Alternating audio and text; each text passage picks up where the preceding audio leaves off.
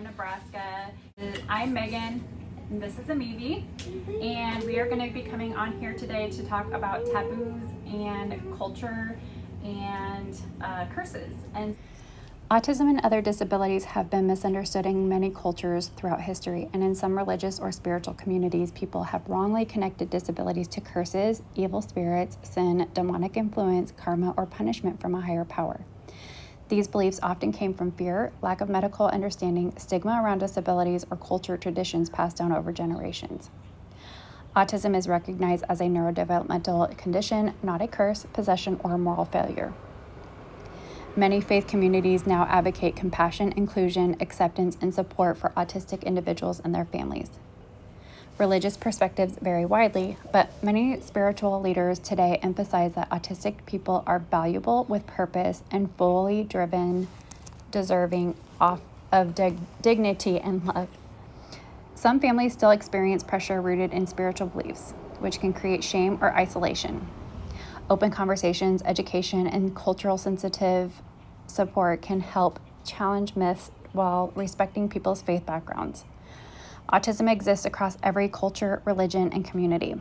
Understanding it through empathy and human connection helps reduce stigma and supports healthier conversations for families and individuals navigating autism or other disabilities. We think it is important to discuss it here in Nebraska because our state is full of diversity.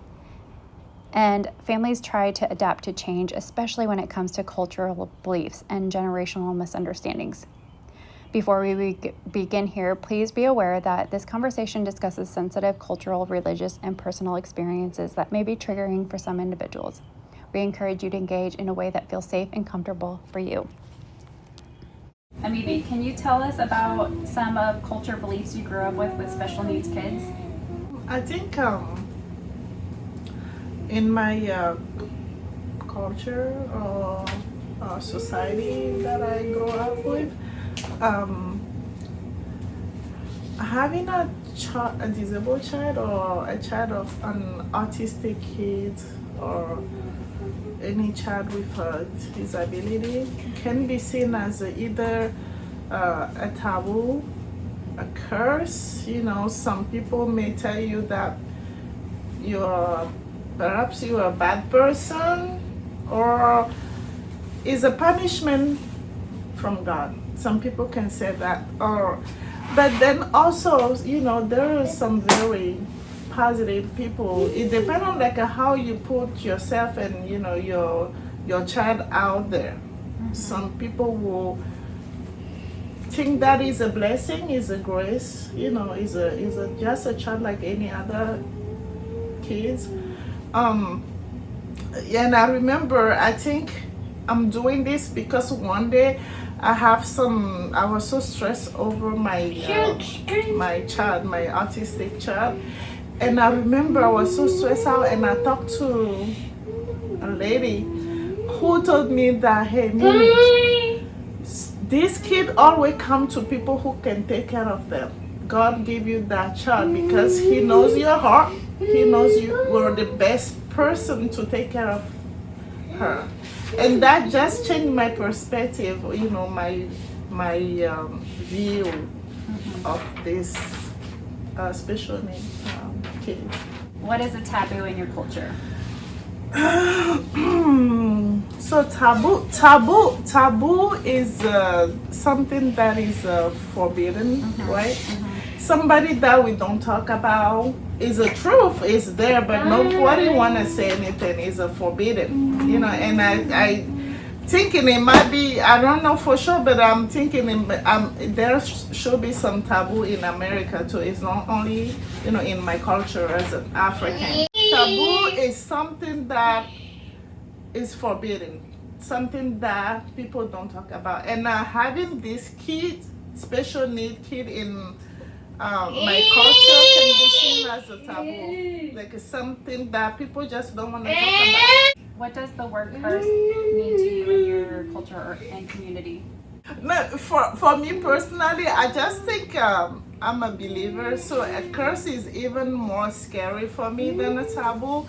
A curse is because it is coming to like a spirituality part Yeah. of thing. Like somebody wishes something bad. on Yeah, or it's a spell. you. Yeah. It's a spell of destruction on you or on your family. You know that you have a special need child. You have an artist is a curse. You can be also be cursed by God. You know, like we learn in the Bible that a snake has been cursed. You Yeah. know, but like traditionally too, your family can be cursed, and spiritually, you can be cursed. Yeah. So that sometimes you see some people will call your disabled child a snake. You know,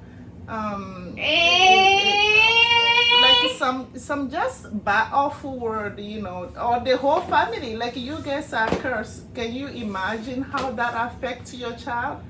How that affects treatment? How that affects your family? Can you give anyone a gift? Like when people believe spiritually, Yeah. believe that you're cursed. How does people see you? Even at church, you have members. How do they see you? How common are these beliefs where you come from? In my culture, is common. Because of the lack of education. And I think that's like a most part of it too. The lack of education. People hold on to those beliefs, like the society, and you can hear that all the time. Like I just told you, I can, like, right now, because of those thinking. Sometimes it's hard for us to give the gift. Sometimes, can you? I remember somebody, in my culture, we help each other. You can help somebody in need with money. I remember the last time I went back home, I gave money to someone, and the person asked me, "Oh, is that even a good money? Is that a blessed money? Because you're cursed. You have a special need child. That's how." So it's very common. Like people say those things all the time. Like you see people, like I told you, people will call you're a snake. Like a disabled child, like a person have a disabled child, and you call it a snake or a witch. Yeah. Those things are very common in my culture. It's just like the basis, like it's very common. Do you think those beliefs are changing over time? If so, why or why not? Well, I think is a changing. Like right now, like me right here, I am, and advocating I'm advocating for my child and all the kids behind there, and I think it's changing because like nowadays a lot of people, we were seeing like a lot of autistic kids. And also, it depends on it's changed. Before, like I told you, I don't know anything about autism until I have one on my own, and I don't believe my child is a snake. Yeah. And I don't even believe that my family I'm cursed. I think I'm not alone. I think nowadays a lot of people are there advocating, sharing their daily life with this kid, and I think it's changing. When people move here, do they tend to keep their culture, beliefs, adapt them, or a combination of both? Like I don't wanna answer in place of people. Yeah. But I can talk about me. Yeah. Like I just said, the same question we just answered. I have a special need child now, and I will say that I like to keep my values, my background. Those are my identity. I'm from Africa. I came here from a culture that I'm holding on to. I don't want to lose. But at the same time, I like to learn. So I'm open to anything that does not negatively affect my culture. Like these beliefs, Like those still says, respecting your- people respect. Like I would just say that maybe the combination of both, because I have some value for my culture, but I also have a value for my child, my family, Sure. and the person that I am. Yeah. So I would say a combination of both. How does having a child with autism change your life for your family and for your family today? I think change my family life. I think in many ways, you know. But I'll put it this way. I'm working on my faith. I believe in healing. I believe in God. I have hope, you know, that my daughter is not meant to be a disabled child. Yeah, you know, yeah. So I think that's the big change that I can talk to, and maybe something that maybe I will advise to anyone that is behind there and struggling with the special needs child. Maybe around culture and Around culture and struggling with their beliefs. those beliefs, you know, that those beliefs is not true. Yeah.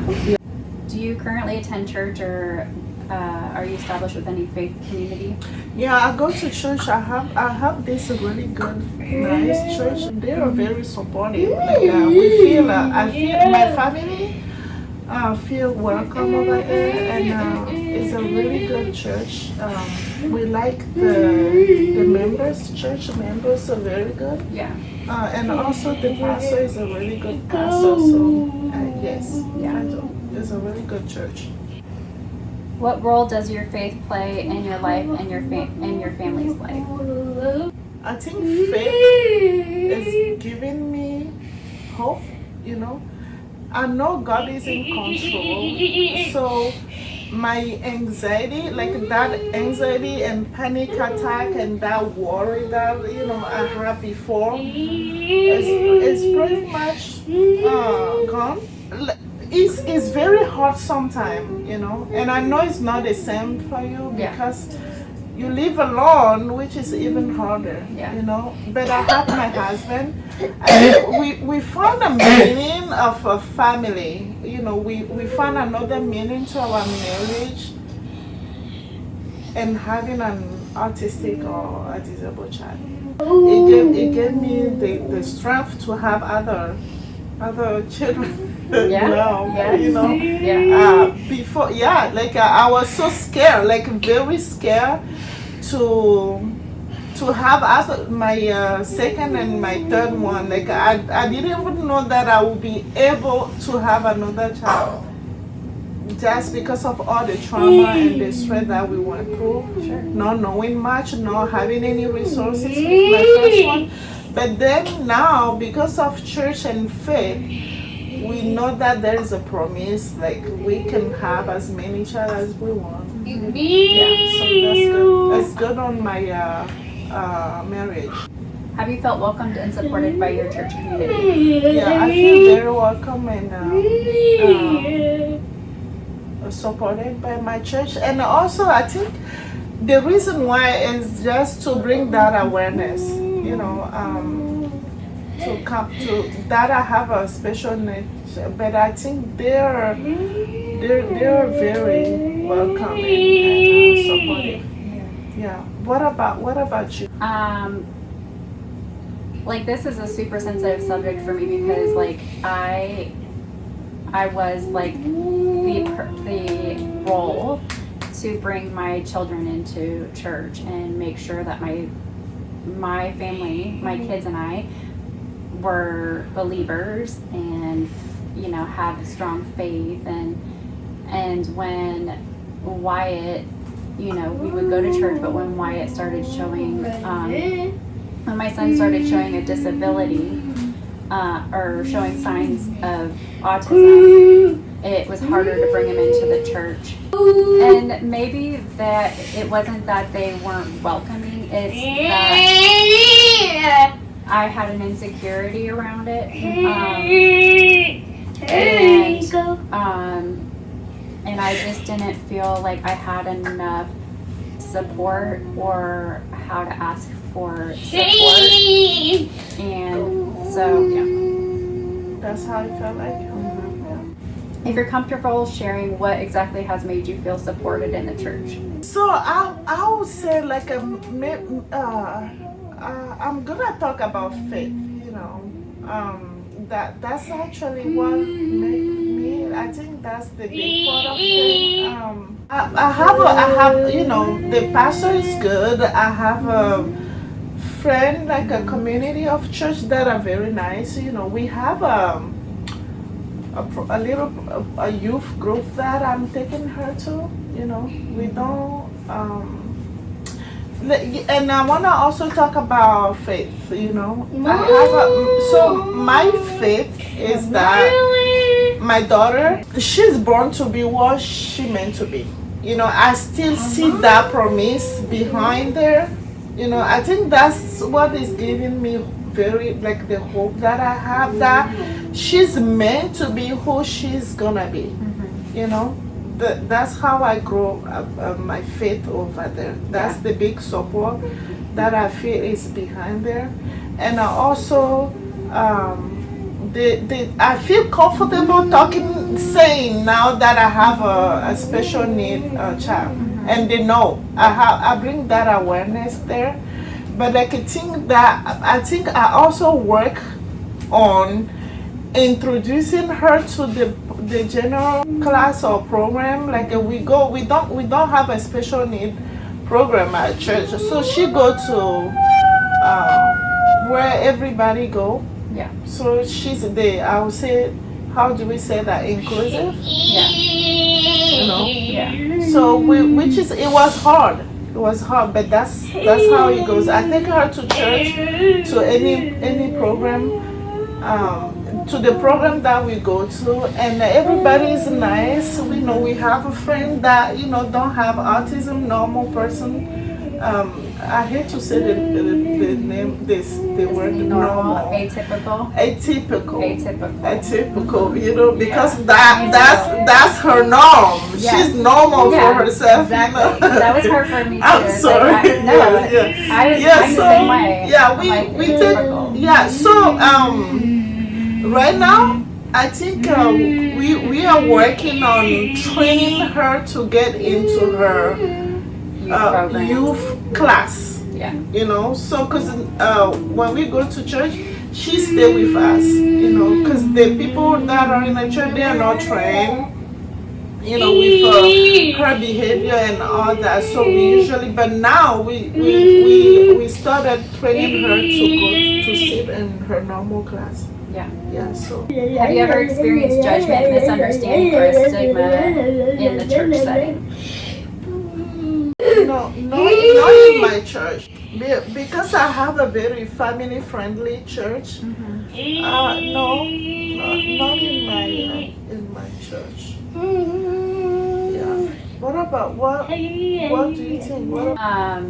For me, it's more just the insecurity, but also like the overwhelm. It's just me, and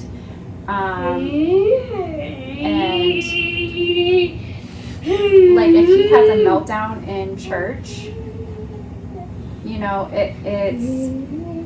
there definitely is stuff around that.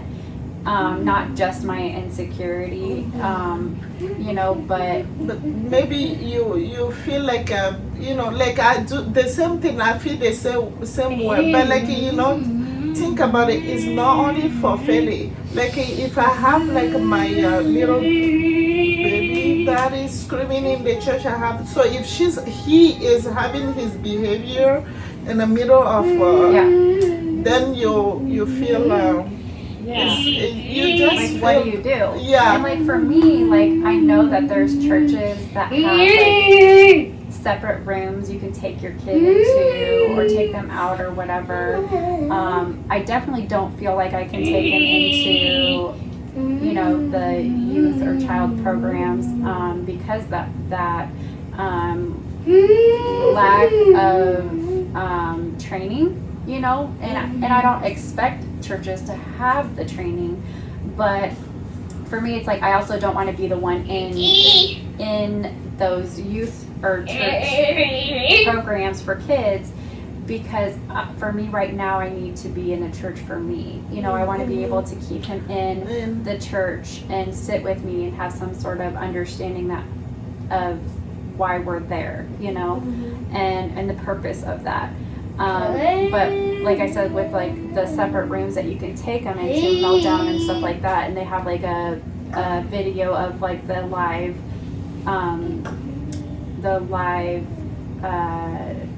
church, you know, on those TVs in the meltdown rooms. There's babies in those rooms, usually, because they're trying to, mothers or fathers are trying to calm their baby or child, like toddler down, or just be able to openly play because they don't want to take their kid to those like children rooms either. But some of them are also nursing. Some of them are crying, and he doesn't like hearing other babiys or toddlers crying, or when they're upset, or even when they're because he's already irritated. And so it's just that level of overstimulation, not just on my part, but like on his part. And so it's not necessarily like what was it, stigma? It's not necessarily that I feel judgment or that there's like any stigma or misunderstanding, but it's just like the misunderstanding of our needs as families when it comes to going into church and being able to be in the church. To listen, to go to church and sit down and have that break and a one-on-one with God. Well, and also the advocation. Like I can be all the advocator I can be, but I'm already doing what I'm already doing is already over advocating, I guess, and so I don't want to be constantly the advocator, you know. And I would love somebody to advocate for my child. So because you go to church to listen to the word, like you know, like you just feel like you work that much at home, and then when you go to church too, it's the same thing. Like no one there to help. And right now my faith is shaken. My faith is shaken. I need more of where you're more faith grounded, you know. I'm more faith shaken, and I need some guidance, spiritual, you know, guidance right now to strengthen me. You know, to strengthen my son. Like, and I want to add something to it too, is that like personally, you know, when I'm doing something, I really like to be involved. Like we really want to be involved, like in church activities, you know, help with but that's true. It's harder on us. Both of us has to be there. Like my husband, he's an usher, but he can only serve when I'm there, so I can watch Feli. Because we don't have they don't have a personnel to help with her when she, and also people are not trained to support her when she has her crisis. And also is when she's having her crisis out of nowhere, it's hard for us to call church all the time and say, hey, Feli is not well today. So at some point we started feeling uncomfortable, you know? So we were like, we need a little break from church, from serving, even though we really want to serve. So. And that's probably where you may feel like you're maybe misunderstood, because it's like then you, like people are relying on you to your husband to be usher, and it's like that lack of you guys are hard to understand. How do your churches in your community talk about disability, autism, mental health, and other challenges, or do they at all? I don't think like my church specifically talk about disability, but we talk about health in general, you know, healing, you know. Would it be nice to hear more about disability? Them talking about it? Yes. Would you feel more connected to it? Yes, we want people to know that we are there and that we need resources from church as anybody else. We want to have like a personal train. For we want to see the church. Yeah. So Yeah. maybe that's how I should say. So we want to see churches advocating more for us. Yeah. As a special need like that, we need people to be more involved in this battle to help our community. Yeah. Like we just want to tell church that we're a community that want to be part of the church. Yeah. You know. Yeah. Yeah. To feel included. Included. Yeah.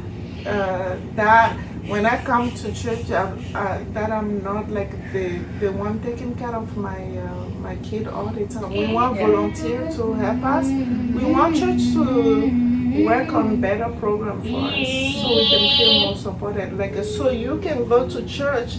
So you don't feel like you have to stay home all the time to listen to the word. It makes a difference sometimes to go to church. Yeah. You know. I don't know of any churches. I mean, I think that that's where we should ask for people, you know, to comment. Resources. Yeah, it's like, hey, what churches do others here know of that have some sort of a welcoming to that type of community?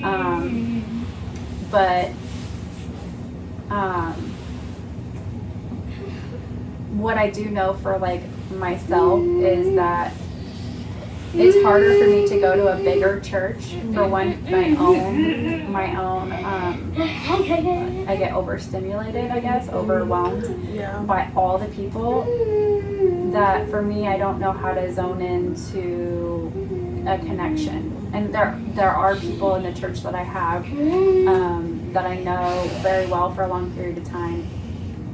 But to get to know new people and have a new community in separation of, specific to my situation. I know my pastor always said, like, he always encouraged us to build a relationship with each other because the person close to you might be the person that I always remember. He always said this word.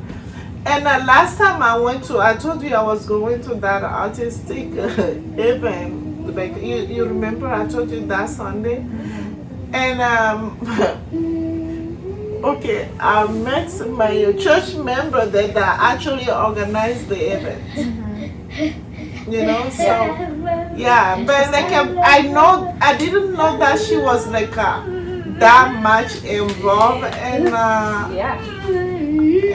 like autistic, like that much involved, and I met her there.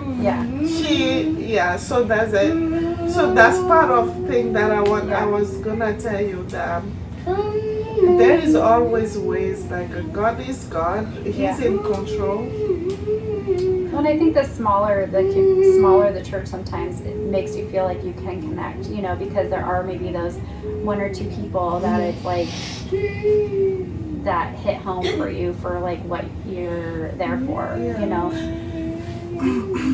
And something that I told you, you remember last time when we talk all the time, I tell you, and I always tell you about him when you say, oh, he doesn't like this, he's anxious about this. And I think something about all our autistic kids that we know is that we train them, right? Slowly. Like they might be too anxious about the place, the new things, but that's why we don't want to stop them from doing it. We introduce them slowly to everything. If it were you, how often do you, like, if it were somebody here looking at needing the needing support or motivation to go back into church or to go to church or whatever, how often do you think that parent or caregiver should go to keep introducing the child to church? You need to pray about it and go once a month. Why am I? Even if it's for 30 minutes. Go see the place, drive around the place, go to church every like once a month. Take him there so you can start building that. Get him familiar. Yeah. Yeah. Go to church for maybe 30 minutes. That's fine. If it's a Sunday, you know, take him there for 30. Even if it's a 5 minutes, you go there and out of nowhere he started leave. You know, it's just alright. It's okay. And just keep doing it until he started getting used to it. Go to different churches. Don't go to one. You never know. Like it's how they do. Sometimes they don't want to just go to some places, and some of them he's okay. You know. Yeah. Look for. True. I know this. I know this sounds weird, but it's like how the energy. Sometimes I think they feel the energy. Mm-hmm. They do. It's not sometimes. Most of the time, they work with senses, so they know. They know what they want when they decide. You know, right? Sure. Yeah. And so how do you call that game? Is that I Spy? Is that I Spy? Yeah. Yeah, church. Something. Yes. Go to different churches. Each time, take that little Sundays or a Bible study or something. Go and see how he will do. Don't stress about how you know him. Yeah. If he doesn't want to go, but then I think Yeah. that's what we do with everything, food, everything. Yeah. Try it out. Yeah. What would make churches more welcoming and inclusive for families affected by disability or autism? I'm gonna say this, Becca. We say we want more program for disabilities and special needs kids. We want more program for them. Yeah. What do you think? To me, I think inclusion and a welcome feeling is like that the church actually like they advocate it somewhere, you know, like a known, like we welcome this, you know, and this is why we welcome it. And inclusion looks, and welcoming it is an inclusive of having whether that be training or programs. Programs to me look like I know we had mentioned this before, but like marriage counseling and like women Bible studies and men Bible studies and single, you know, studies or programs or whatever, or youth programs. And I just feel like I feel like churches should build programs for families and parents and caregivers for kids with or whoever they're caregiving for. Counseling or just a Bible study or something supporting that specific topic. Yeah.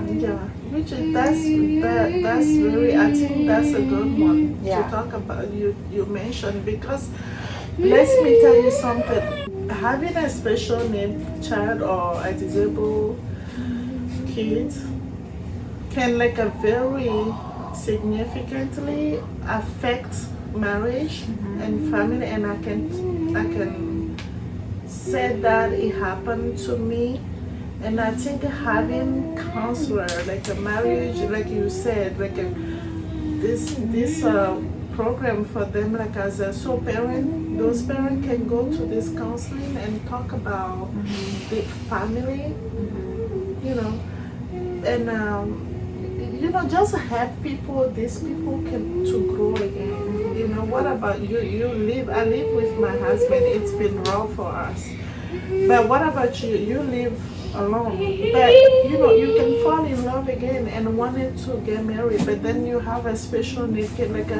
How can a church can work on that with family? Yeah. To train couples again to find life again. Because it's possible to you're not meant to live alone with Wyatt. Yeah. You know, I believe that you can get married again and live a life with someone that God has been called to Yeah. help you with Him. Yeah. So I think church to work on those programs when it comes to supporting families. Yeah, for me, I feel uh, like going quickly back about like his dad. I had we were both Christians, different religions, but both Christians.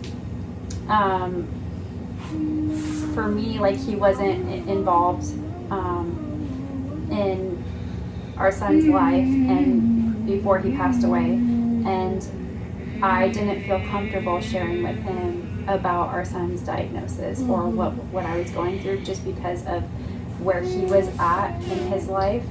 And I feel like if there were programs in the church, I would have not only just had somebody help me get to that point, but maybe get us to a point to be supportive of him and learn about him and in a religious and a spiritual way, I guess. And as far as like with me being single, that is like, I know you say it's like you guys went through kind of like a warfare with your daughter and your marriage and stuff like that, and how it just all affected. And I think that like for me, if I'm looking to date somebody and they're interested and intentional about me and my son, that there has to be some in a church setting. For me, I feel like somebody to help bring us together to understand how to be supportive of each other, because not necessarily for whoever is, if I do meet somebody, if I do have somebody that's intentional with him, whether they understand it or not, it's going to be a spiritual connection there's just going to be a level of spiritual religious, I guess, connection in order to have a strong foundation to be together. Because you guys were already together, you were dealing with it together, and somebody's just going to be popping in, and I just think that. And also, like I said earlier, like the book, like a lot of people, families will just break up because of having a child.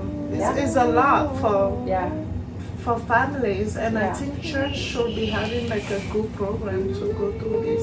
And whether married or not married, I think we all have some sort of need for it within the church. Yes. Yeah.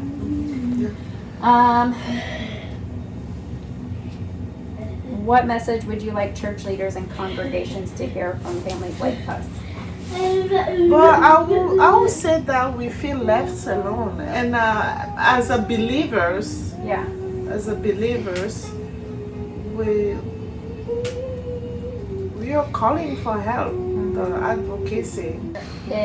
If you could change one thing about how churches and communities respond to families facing challenges, what would it be?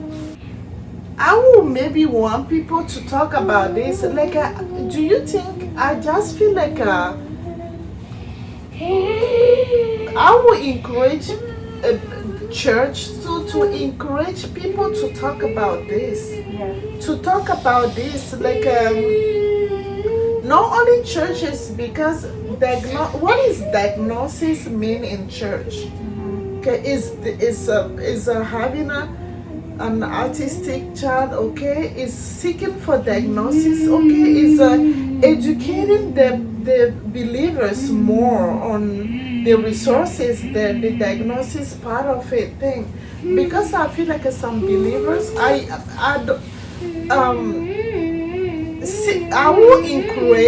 will encourage followers to seek for diagnosis, to seek for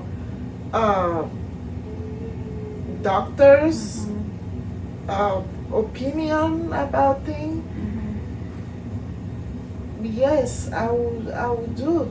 And to trust God, that God is the one who created doctors, go for therapy, for treatment, seek for answers, seek for God answers. Yeah. For me, I feel like I don't necessarily know how they can necessarily respond, but for me, when I kind of read that question, for me it hits home with, like, you hear all the time, like, pastors and priests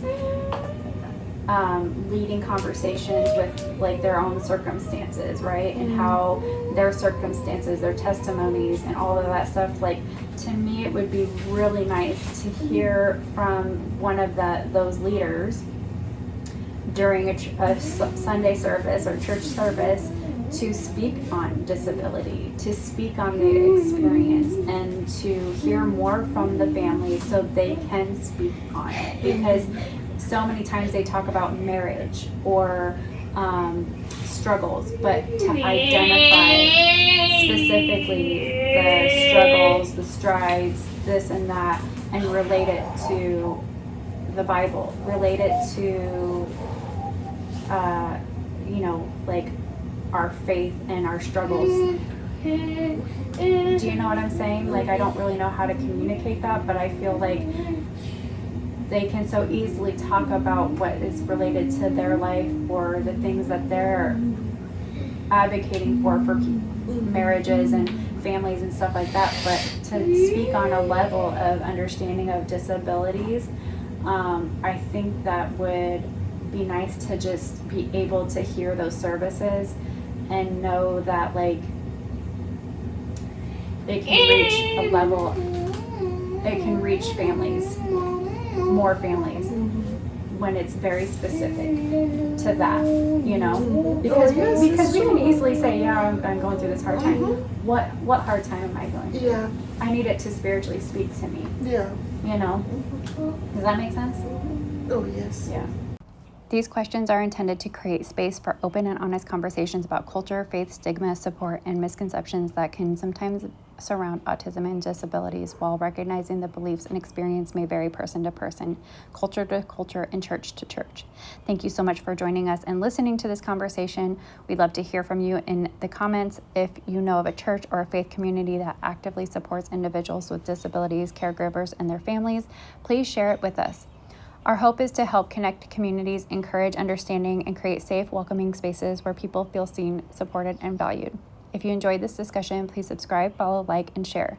Together, we can build a strong, more connected community rooted in compassion, inclusion, and support for all families.